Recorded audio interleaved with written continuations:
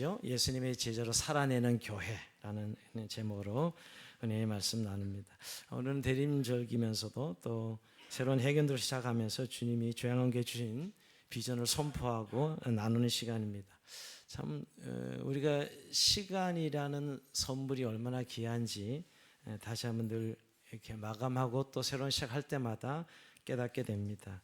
하나님은 흘러가는 시간은 물리적인 시간 동일한 시간인데 하나님께 우리에게 연을 정해 주시고 달을 정해 주시고 일을 정해 주시고 또 24시간 시간 분초를 이렇게 한정해서 눈금을 매겨 주신 것에 대해서 저는 늘 은혜를 생각하게 됩니다. 사실 어떻게 쭉 그냥 흘러가는 시간인데 하나님 눈금을 매기셔서 년, 월, 달, 일 이렇게 그래서 늘 지나온 시간을 돌아보게 하고 또 새로운 시간을 계획하게 하는 우리에게 이 삶을 주신 하나님께 얼마나 감사한지 모릅니다.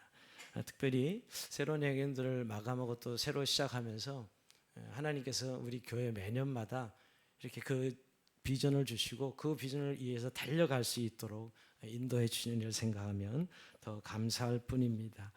특별히 우리 교회는 이렇게 하나님께서 우리 교회를 향한 꿈을 이미 시작할 때부터 3대 비전으로 주셨습니다. 이 세 가지 비전 때문에 교회가 시작되었는데요.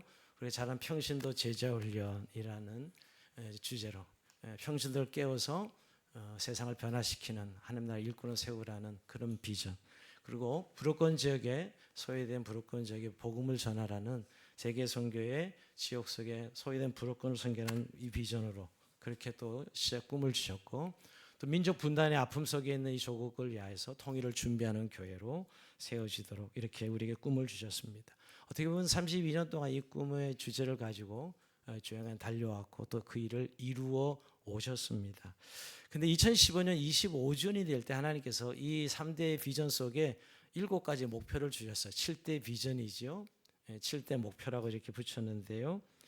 그것이 7가지 목표고 항상 모든 우리의 요람이나 우리의 그 현수막에 걸려 있습니다. 사실 여러분이 들어오는 입구에도 걸려 있고요.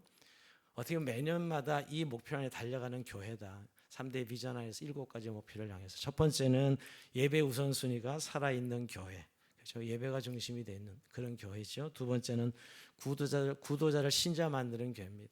참 우리가 늘 하나님을 찾아가는 인생들인데 그 구도자들을 신자 만드는 교회죠. 세 번째, 함께 성장하여 자신의 은사 목소리를 가지고 동역하는 교회입니다. 이건 개인의 신앙 성장이 있고 또 그로 인해 섬김이 있는 그런 교회의 모습을 말씀해 주시는 것이고요. 네 번째는 성령의 인도함을 받는 리더들이 이끄는 교회, 즉 본보기가 되는 리더들이 있는 교회라는 것이죠. 또 그 이끄는 자가 있고 또 따르는 자가 있는 그런 어떻게 보면 제자들이 리더들이 되어서 있는 교회라고 볼 수가 있습니다. 다섯 번째는 민족과 지역사회에 선한 영향력을 끼치는 교회입니다. 삶의 현장에서 그리스도인이 살아가는 그런 공동체, 조용한 교회가 선한 영향력을 가지고 세상을 변화시키는 그런 교회 비전이죠. 여섯 번째가 불호권 지역을 살리는 교회, 불호권 지역에 여전히 선교사를 파송하고 중보 기도하는 그런 교회입니다. 일곱 번째가 다음 세대를 일으키는 교회죠. 다음 세대의 심각성을 알고 우리는 다음 세대를 세워내는 그런 교회. 이게 7가지 목표가 사실 우리 교회 매년마다의 비전입니다. 사실은. 근데 이제 한 가지로 이 7대 목표 속에 어떤 균형 있게 강조점을 둬서 하나님께서 그때마다 매년마다 우리에게 주제로 주시는 비전이 있습니다. 올해는 2025년도에는 예수님의 제자로 살아내는 교회가 주제로 주셨고요. 그 표현은 배우고 전하고 사랑으로 섬기자라는 표를 가지고 우리 한 해 동안 달려갈 것입니다. 오늘은 좀 이 주제를 가지고 예수님의 제자로 살아내는 교회는 어떤 교회인가, 또 예수님의 제자는 어떤 삶을 살아야 되는가라는 관점에서 우리가 잠시 은혜의 말씀 나누고자 합니다. 먼저 우리가 예수님께서 우리를 부르실 때 제자로 부르셨다는 사실을 기억하는 것입니다. 여러분, 예수님께서 이 땅에 오셔서 하나님 나라를 선포하시고 공생애를 시작하시면서 제일 먼저 하신 일, 제자들을 부르신 일입니다. 제자들을 부르시고 3년 내내 또 하신 일을 요약하면 제자들을 훈련하고 양육하신 일이에요. 근데 그 제자들을 부르시는데 좀 이례적이에요. 일반적이지 않습니다. 우리가 제자를 선발한다면 지금 같으면 뭐 경쟁을 통해서 뽑는다든지 학력을 따진다든지 뭐 나름대로의 기준을 세워서 뽑아야 될 것 같은데, 예수님은 제자들 부르시기 위해서 궁전으로 가시지도 않았고요. 또 권력자들 모인 예루살렘으로 가시지도 않고, 어떻게 보면 변방인 갈릴리로 가서 어부들을 부르시고 세간에 가서 세리들, 그 당시에 매국노로 불림을 받는 이 세간의 세리들을 부르셨습니다. 그들은 대부분 가난했고요. 별로 주목받지 못하는 사람들이었어요.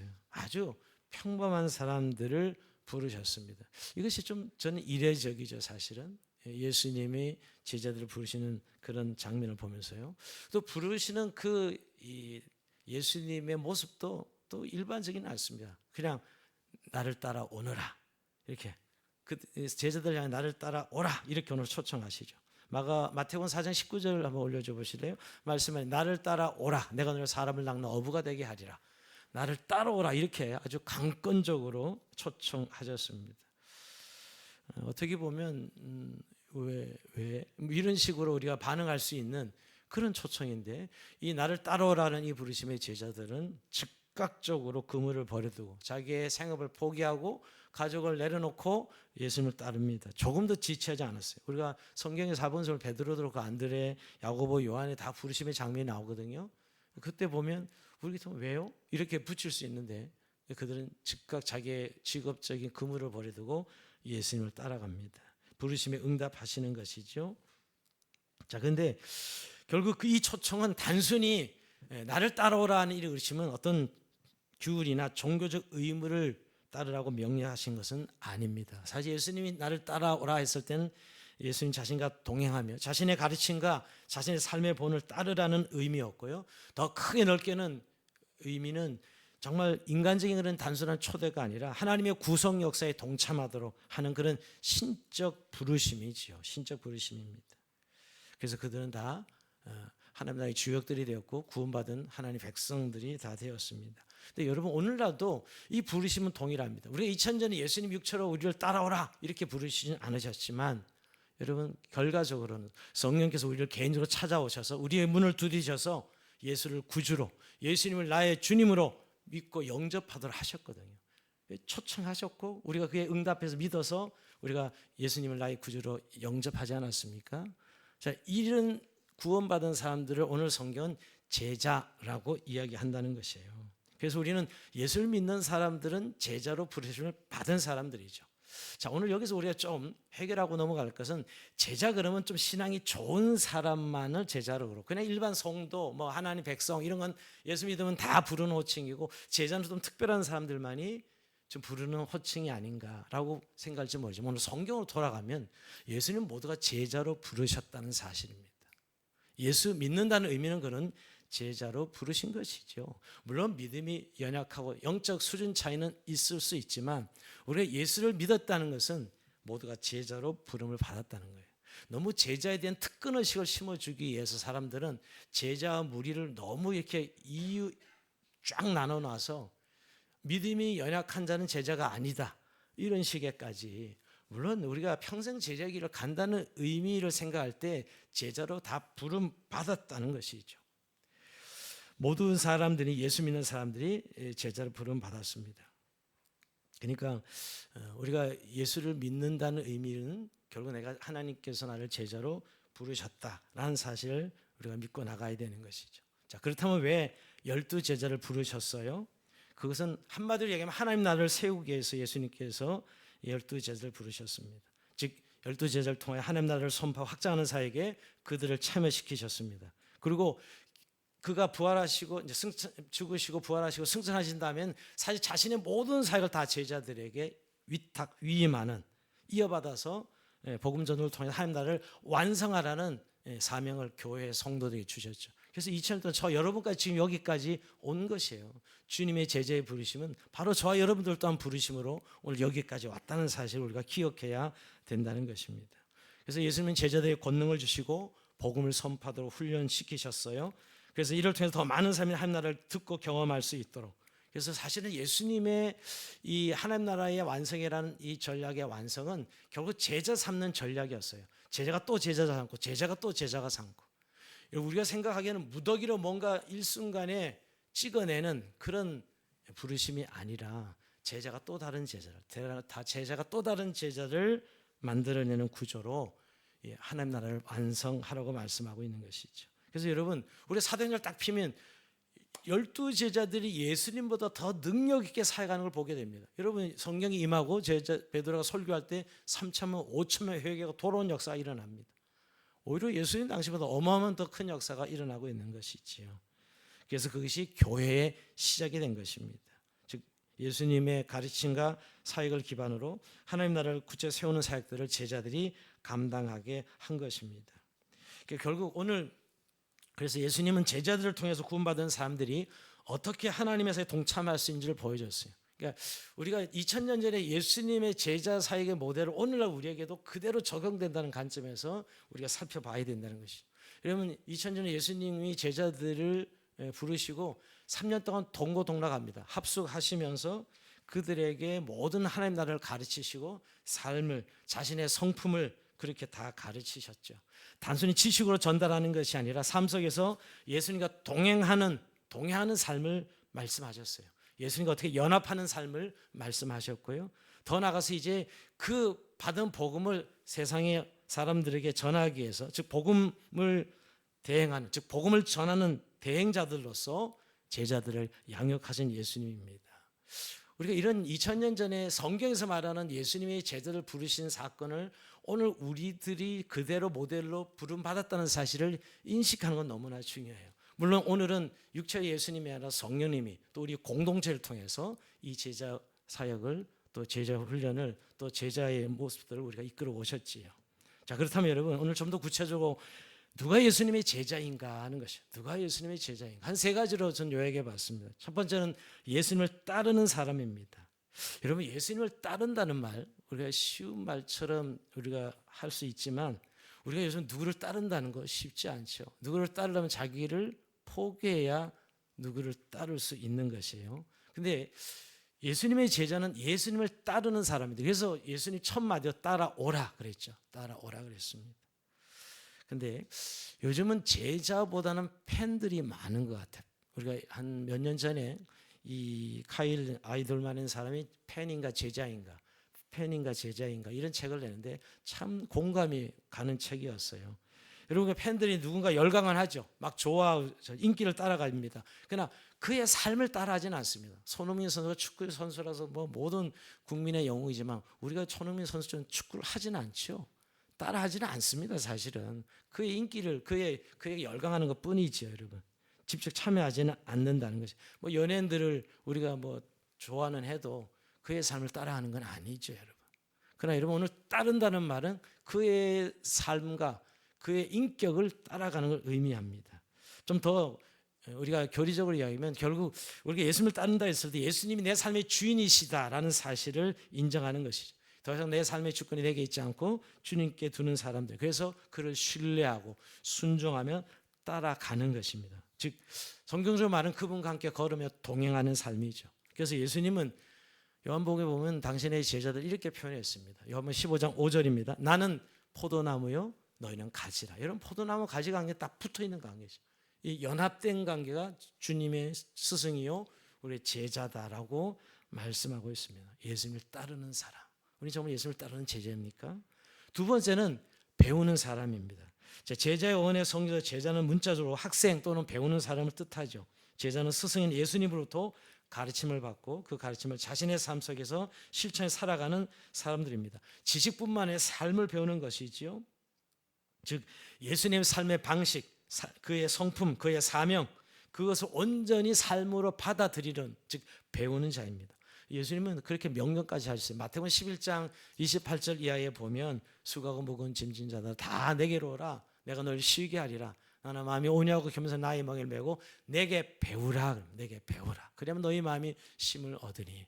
예수님께서 우리를 향해서 수고하고 짐진 자들을 향해서 내게 와서 배우라. 그 배우면 나의 멍을 메고 배우면 내 멍에는 쉽고 내 짐은 가볍다고 말씀하시죠.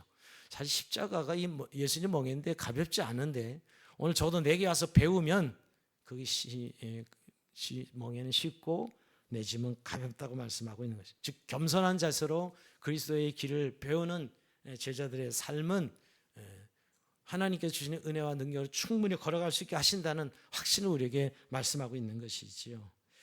이처럼 여러분 제자가 된다는 것은 끊임없이 배워가는 과정이 있다는 거예요. 한 번의 제자가 딱 만들어지는 것이 아니라 점진적으로 예수님의 가르침을 통해서 변화되고 성장하는 과정이 있습니다. 처음엔 실수도 많고 부족함이 많지만 우리가 시간이 갈수록 계속 배우는 자로 살아가면서 예수님의 인격을 닮아가게 되지요. 그래서 여러분 우리가 제자에는 가장 중요한 두 번째는 배움이라는 것이에요. 우리가 하늘나라 갈 때까지 배우는 자들이에요. 근데 요새 배움은 문교부 그저 학교 다닐 때만 배운다고 생각하는데 이제 그런 시대가 아니에요. 배움이 끝나면 우리의 모든 성장은 끝나는 겁니다. 우리가 이제 이 세상 살아가면서 여러분 우리가 배워야 되는 건 너무나 당연한데 학교에서 배우는 이제 지식이 끝이 아니라 우리가 변한 시대에 끝까지 배워야 되죠. 그러나 오늘 그리스도의 인격을 배우고 그의 삶을 따라 우리에게 배우는 자는 끝까지 그리스도를 닮아 배우는 삶으로 가야 된다는 거예요. 여러분 지금 여러분 안에 예수님에 대한 배움이 중단되었다면 여러분 성장도 신앙 성장도 중단되어 있는 거예요. 생명체는 반드시 성장하게 되어 있죠. 근데 그 성장은 배움을 통해서. 그래서 예수님의 제자들은 배우는 사람들이다라는 거예요. 여러분 정말 예수님의 제자로 배우고 있습니까? 세 번째는 헌신된 사람입니다. 이 헌신한 용어만 나오면 굉장히 부담을 가지는데요. 헌신은 이런 겁니다. 예수님을 따르기 위해서 반드시 대가가 있어야 된다는 거예요. 여러분 예수님의 제자들이 따라오랬을 때 예 하고 갔을 때는 직업을 내려놨어야 됐고요. 그물을 버려야 됐고 자기 가족들을 우선 내려놔야 되었던 거예요. 그리고 예수님을 따라 이게 헌신입니다. 헌신. 이 헌신의 본질이죠. 제자로 응답하는 것은 헌신으로 응답해야 됩니다. 여러분 예수님 그 부자 청년이 찾아서 내가 무엇을 영생을 얻으리까 이렇게 질문하잖아요. 부자 청년이. 그때 예수님이 너 네 재산 다 팔아가서 다 가난한 자에 나눠줘 나를 따라오라 나를 따르라 이렇게 이야기합니다. 근데 부자 청년이 그 재물이 많음으로 근심하여 돌아갔다. 제자의 탈락이죠. 탈락. 근데 여러분 그겁니다 바로.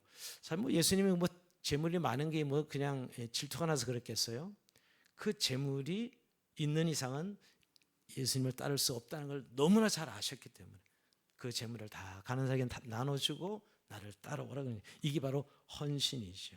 즉 헌신이란 것은 자신의 계획이나 욕망이 아니라 하나님의 뜻을 최우선으로 하나님의 뜻대로 살아가는 사람, 이게 헌신된 사람입니다. 예수님도 본을 보였습니다. 예수님의 절정은 십자가인데요. 이 잔을 내게서 할 만히 지나가게 하옵소서 라고 예수님 말씀하시는데 내 뜻대로 마시고 아버지의 뜻대로 되기를 원하이다. 이게 예수님께서 보여준 본이죠. 이게 헌신입니다. 우리 헌신은 너무 이렇게 열정적인 개념에서 생각하는데 주님을 따르게 지불해야 될 대가지요. 자, 그러지 않으면 결국 제자가 되지 못하는 것이에요. 그래서 여러분 우리가 제자도 그잖아요. 예수님의 가르침의 스피릿을 한마디로 제자도 제자 정신 그러죠.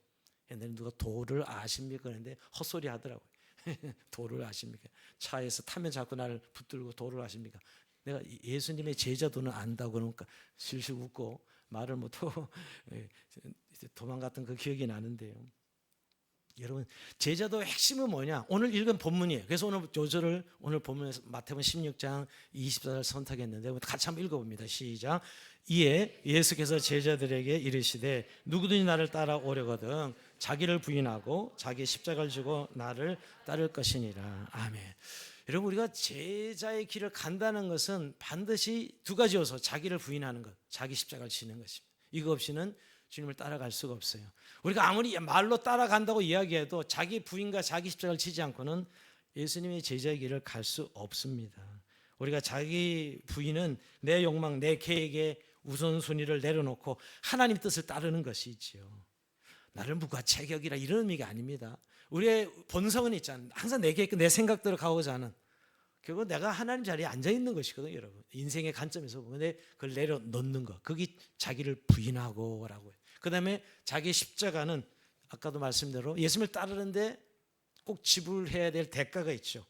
그게 고난이요 희생입니다, 사실은. 물론 십자가는 죽음을 상징하죠, 그 당시는. 그러나 결국은 구원이었어요. 결국 예수님을 따라가기 위해서 우리가 반드시 지불해야 될 대가는 자기 십자가를 져야 예수님 제자의 길을 갈 수 있습니다. 여러분 우리가 이런 의미에서 한번 우리는 예수님을 따르기를 원한다고 모두가 입으로 고백은 하고 있습니다. 근데 그 제자도를 정말 받아들이고 있는지요? 자기 부인, 자기 십자가가 없이는 사실 제자 길을 가는 것이 아니고 오히려 사실 하나님을 이용해서 내 길을 가고 싶어서 하나님을 이용하고 있는 것이죠. 하나님 뜻을 따라가는 건 아닙니다. 내 본성에 내가 생각하는 내 계획, 내 뜻, 이게 중요한 거 아니겠어요? 인간은 모두가 그 자기의 본성이 있고 그것을 따르기 위해서 오히려 하나님을 이용하는 관점에서 예수님을 따른다는 것은 제자도가 아니죠. 그건 자기도죠, 자기도. 예수님의 길은 그렇게 갈 수가 없답니다. 그래서 예수님이 3년 동안 제자들에게 말씀하신 제자도는 세 가지를 요약해 볼 수 있어요. 첫째는 전적인 위탁자, 인격의 위탁. 두 번째는 증인, 세 번째는 종으로 우리가 표현될 수 있어요. 예수님 말씀하신 제자도는 뭐냐? 세 가지로 요약할 수 있다는 것이, 우선 위탁자라는 거예요, 여러분. 즉 예수님께 나를 전적으로 맡기는 것이죠. 위탁했다. 내 인생의 주권을 예수님께 위탁한 사람. 여러분, 위탁하려면 믿음이 가야 위탁하죠. 아무나 나를 위탁해요? 정말 신뢰할 게 있고 나를 맡길 수 있는 분에게 내 삶을 위탁했다. 신뢰하는 의미로 위탁했다는 것이죠. 그래서 여러분, 많은 복음서에 보면, 여러분 마태 마가도 보면 예수님 인격을 전혀 신뢰하지 못하고 따르지 못하는 사람은 예수님이 합당하지 않다고 하시고, 심지어 누가 보면 능히 나의 제자가 되지 못한다라고 이렇게 말씀하고 있습니다. 실제로 우리가 따른다는 말은 쉽게 하면서 실제 예수님의 제자가 된다는 의미가 나의 주권, 나의 삶을 하나님께 위탁합니다. 예수님께 위탁합니다라고 고백하는 것이죠. 정말 내 인생은 내 것이 아니고 이제 주님의 것입니다라고 고백하는 것이에요. 그래야 그 신뢰죠. 그래야 순종이 되는 것이죠. 그런 고백이 없는데 어떤 신뢰 순종이 있겠어요? 제가 군에 있을 때 철제 근무에서 늘 대남 방송이 늘 밤새 오기 때문에 방해 방송이 또 틉니다. 방해 방송 전부 유행가를 틀어요. 그때 신학생 때인데 유행가 가서 거기 가서 다 배우는 거죠. 유행가 전혀 모르다가 1983년도 제일 유행한 노래가 내 인생은 나, 이거 기억나십니까?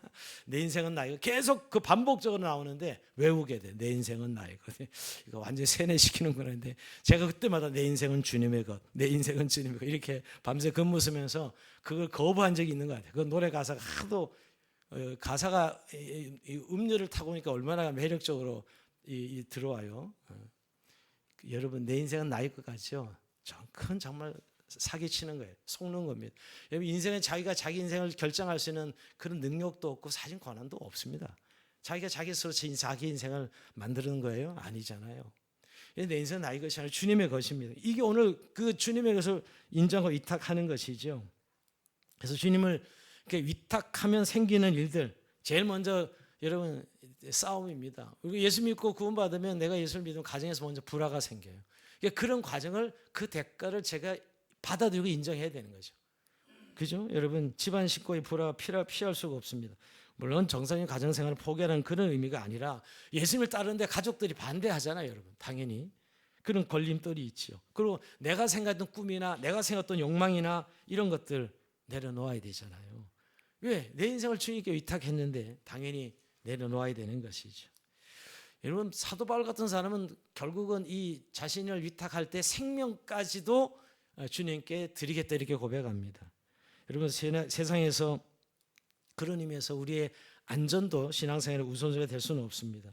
제자는 자신의 선생과 같이 하나님과 이웃을 섬기게 부름받은 자이고 그 목적을 기꺼이 생명까지도 바칠 수 있는 자로 바울은 그렇게 고백하고 있습니다. 여러분, 사도행전 20장 24절 보면 나의 달려갈 길과 주에게 받은 사명 곧 하나님의 은혜 복음을 증거하는 일을 마치려면은 나의 생명조차 조금 더 귀한 것을 여기지 아니하겠다. 그렇게 바울은 고백합니다. 여러분, 이게 우리는 특별한 사람이니까 자꾸 이렇게 고백하지가 아니라 이게 제자인 거예요. 그러니까 자기 생명을 그 정도 가치가 없는데 뭘 따르는 거예요? 신뢰하고 따르는 게 아니죠. 얼마든지 그 예수는 부인할 수 있는 겁니다. 입으로만 사람들 때문에 안 하는 것 뿐이지 사실은요. 이런 가치, 그 생명이 그렇게 하나님께 생명을 바치는까지 복음을 증거할 수 있는 생명이 내가 누리는 영원한 생명을 내가 알고 있기 때문에 오늘 제자는 자신을 하나님 앞에, 예수님 앞에 위탁하는 삶을 사는 것이, 주님께 자기 삶을 위탁한 자, 이게 오늘 제자의 첫 번째 중요한 스피릿이고요. 두 번째는 이제 실제는 증인입니다. 즉 여러분, 예수님께서 제자들에게 주신 것이 뭐냐면 성령이 임하시면 너희가 권능을 받고 예루살렘 온 여사 사마리아 땅 끝까지 내 증인이 되라 하는 이 대위 명령, 모든 민족으로 제자를 삼 이 지상 명령이죠. 그래서 여러분 결국 예수의 제자가 되면 어쩔 수 없이 우리에게 내적 충동이 있어요. 여러분 성령이 임하시면 권능을 받고 즉 예수를 증언하고 싶은 충동이 있다고 우리에게는. 여러분 우리가 예수 믿는 걸 너무 그냥 굉장히 이론만 생각하는 분들이 많은데 우리의 영이 임해서 우리가 예수를 구주로 영접했는데 우리 안에 충동이 뭐냐면 예수 안 믿는 사람 예수를 전하는 충동이 우리에게 일어난다고요. 예수님이 성령이 임하신 너희가 권능을 받고 하신 것이. 그래서 이게 증인입니다. 그래서 성령의 사람은 예수를 증언하는 일종의 본능적 소산에 대해서는 이렇게 이야기하고 싶어요. 사실은 증인은 여러분 어떤 사건이 일어났을 때 그 객관적으로 이렇게 증언하는 것이잖아요. 그래서 말로 먼저 예수를 증언할 수 있는 증인으로 살아가게 됩니다. 요즘은 말보다는 삶이 중요하다. 예, 삶이 중요하다. 욕을 많이 먹어서 예수 믿으면서 말과 행동이 다르다는 것 때문에. 그러나 말로 전해주지 않으면 모릅니다. 증인이라는 것은 우선 입으로 그 상황을 설명해 주는 사람이지요. 그러기에 여러분 결국은 우리 마음에 늘 항상 전하고 싶은 마음, 이게 제자로서 가진 증인의 스피릿입니다. 로마서 10장 14절에 이런 말씀입니다. 그런즉 그들이 믿지 않은 이를 어찌 부르리요? 듣지도 못하는 어찌 믿으리요? 전파하는 자가 없이 어찌 들으리요? 이런 안타까움이죠. 여러분. 결국 전도자로서의 마음이 있는 거예요. 여러분 정말 전해주지 않는데 그 사람이 어떻게 예수를 믿을 수 있어요? 이게 증인의 제자도예요. 두 번째는 증인. 세 번째 마지막 종입니다. 이건 지난 시간에 섬김의 삶에 대해서 지난주 설교 때 충분히 말씀드린 것 같아요. 섬김. 여러분 예수님 자신이 선생이면서 발을 씻깁니다. 씻기면서 내가 발을 닦여주는 이 제자들 발을 씻기면서 내가 선생이 되지만 너에게 본을 보이려고. 하나님 나라는 높아지는 자는 낮아져야 되고 종이 되어야 높아진 자다. 이렇게 예수님이 말씀하지 않습니까?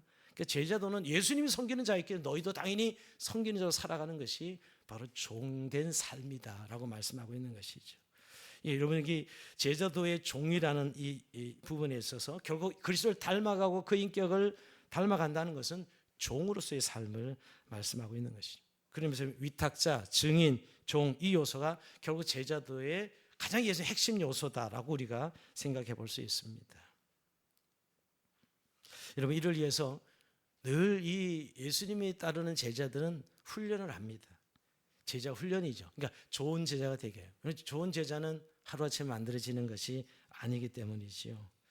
여러분 우리가 한 인간이 제대로 인간 구실을 하려도 20년 동안 부모이 돼서 교육을 받아야 되고요. 학교를 다녀야 되고 만들어져야 되는 것이죠. 예수님이 제자도 마찬가지 믿는다 그래서 그대 바로 제자가 되는 제자 신분을 얻었지만 제자로서는 훈련이 필요하고 양육이 필요한 것이지요. 그래서 여러분 우리가 제자 훈련 우리 교회는 평신도 제자 훈련 시작되어서 참 제자 훈련 많이 하고 순장 순원 참 우리 교회 지난 초창기 15년 가정 또 코로나 전까지도 계속 제자 훈련에 집중해야 된 이유는 바로 이 때문이었지요. 근데 여러분 올해 2025년도 회견을 시작하면서 우리가 교회가 제자 훈련을 좀 강범위하게 제자 훈련 스피릿으로 교회가 더 아름답게 세워지고 또 정말 내 신앙을 좀 성장하는 관점에서 정말 제자 훈련을 열심히 하는 제자 훈련을 받거나 하거나 둘 중에 하나인 것이죠. 근데 그 제자 훈련은 두 가지로 좀 나눌 수 있어요. 양육이라는 관점이 있습니다. 그다음에 훈련이라는 관점이 있어요.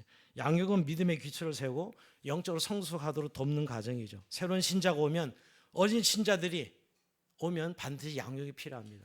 교회를 오래 다녔다고 성숙한 신자가 아닙니다. 우리는 교회를 오래 다니는 성숙하다고 생각하죠. 아니요. 어린아이 신자 많습니다. 교회를 연수가 오래된 것이죠. 그러니까 사실은 정말 예수님의 제자로 처음에 왔을 때 성숙한 가정을 이루기 위해서 양육이 필요해요. 어머님이 돼서 아이들이 어느 정도 자기 생활할 수 있는 그 양육받는 돌봄을 받듯이 그런 과정이 필요하고요.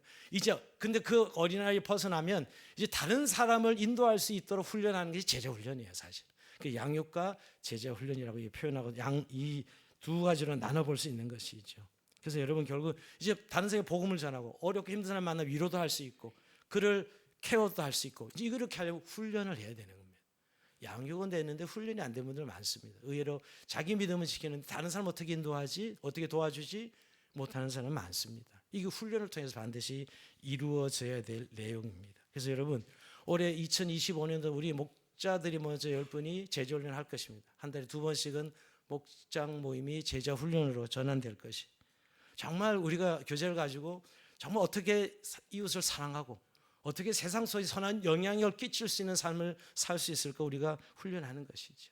그리고 특별히 새가족부를 강화해서 처음 오는 분들이 처음에 정말 교회를 다니는 것이 예수를 믿는 것으로 정말 예수 믿는 것이 어떤 의미인지 양육의 과정들을 거칠 수 있도록 새가족반을 다시 새롭게 세울 것입니다. 그리고 매년마다 이랬던 성장반, 기본적인 제자훈련, 우리 교회는 성장반의 성장훈련들을 진행하려고 합니다.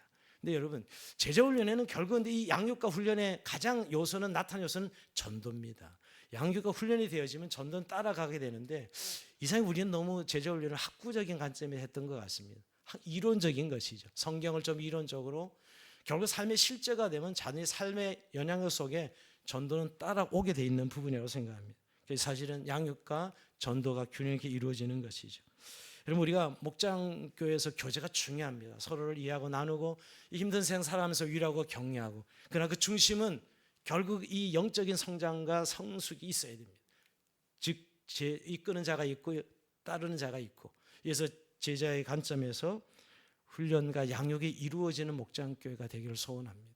여러분, 그래서 목장교회가 서로 우리가 관계라는 것이 전도나 우리가 서로를 받아들이는 것에서 중요하지만 내가 성장하지 않으면 그 관계는 계속 거기서 멈추게 되어 있습니다.